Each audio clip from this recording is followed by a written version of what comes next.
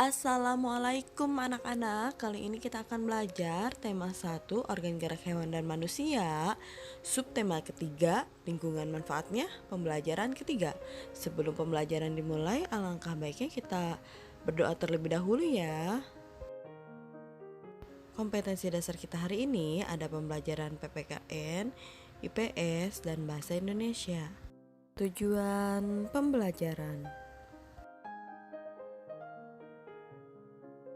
Nah, anak-anak, coba sekarang kalian perhatikan informasi apa sih yang kalian dapat dari gambar ini. Nah, jika kalian menjawab peta Indonesia, ya benar, gambar ini adalah peta Indonesia. Dan informasi apa saja nih yang didapat dari gambar ini? Yang pertama ada wilayah Indonesia yang berupa kepulauan antara pulau satu dengan yang lainnya, disatukan oleh laut. Dan yang kedua, ada kondisi geografis Indonesia sebagai negara maritim dan kepulauan menyimpan potensi yang besar dan berbagai bidang, seperti di bidang ekonomi, sosial budaya, dan transportasi.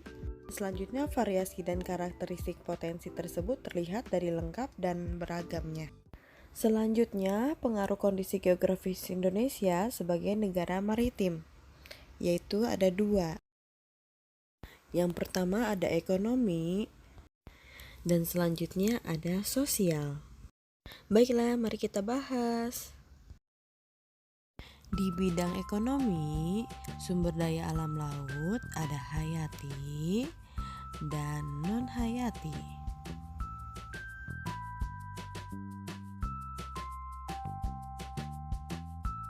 Sumber daya alam hayati, contohnya ada tumbuhan, ada hewan,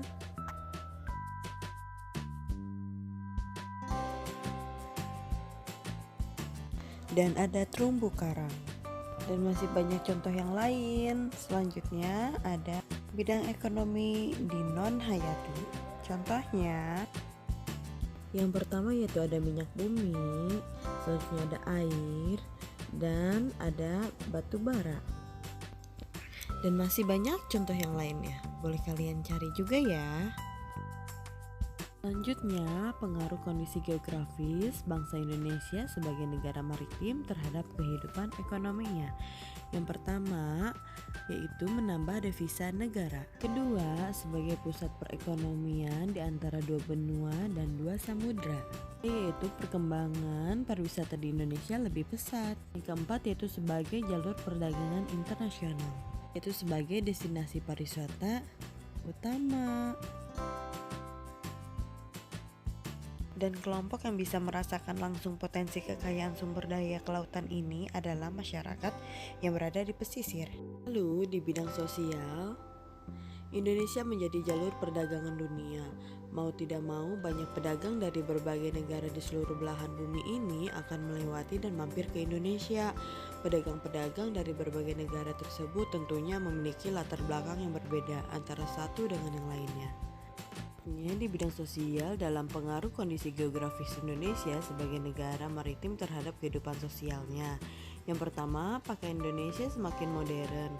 Adanya kulturasi budaya asing dan budaya lokal mempunyai keanekaragaman budaya terdapat dan mudah menyebarkan budaya di Indonesia.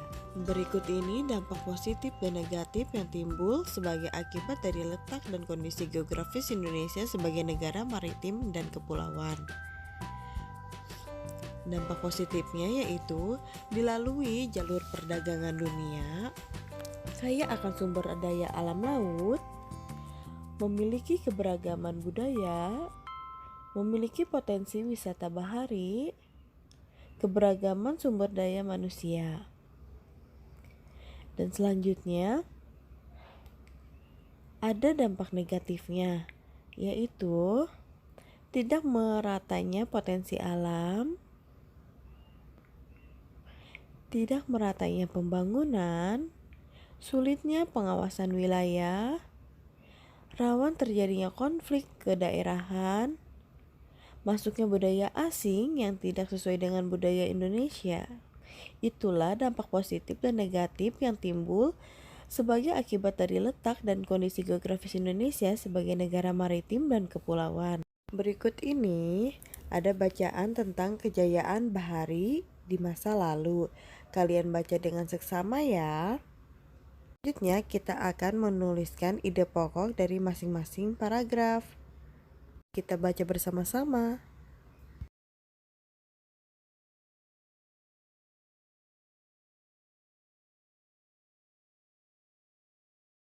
Nah, anak-anak, selanjutnya kita akan menentukan ide pokok dari tiap-tiap paragraf yang dari kalian sudah baca tadi ya.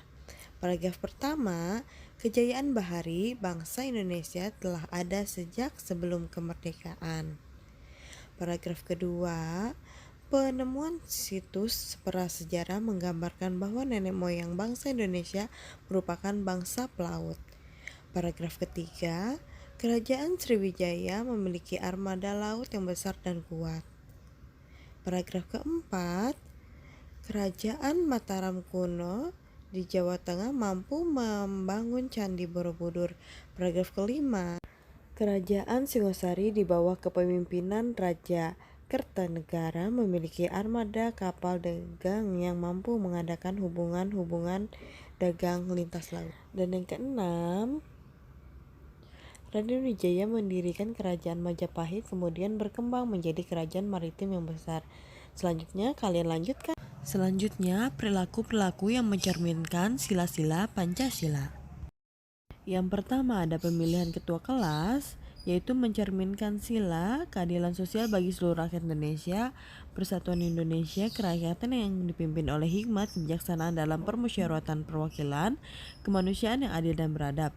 Dan selanjutnya perayaan Hari Besar Keagamaan mencerminkan sila ketuhanan yang Maha Esa, kemanusiaan yang adil dan beradab, persatuan Indonesia, dan keadilan sosial bagi seluruh rakyat Indonesia.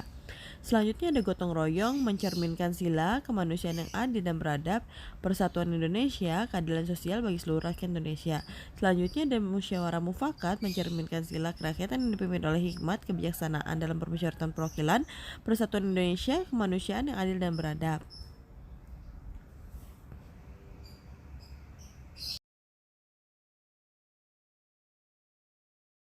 Dan selanjutnya ada menjenguk orang sakit mencerminkan sila ketuhanan yang Maha Esa, kemanusiaan yang adil dan beradab, dan persatuan Indonesia, keadilan sosial bagi seluruh rakyat Indonesia. Dan ini tugas yang harus kalian kerjakan ya anak-anak.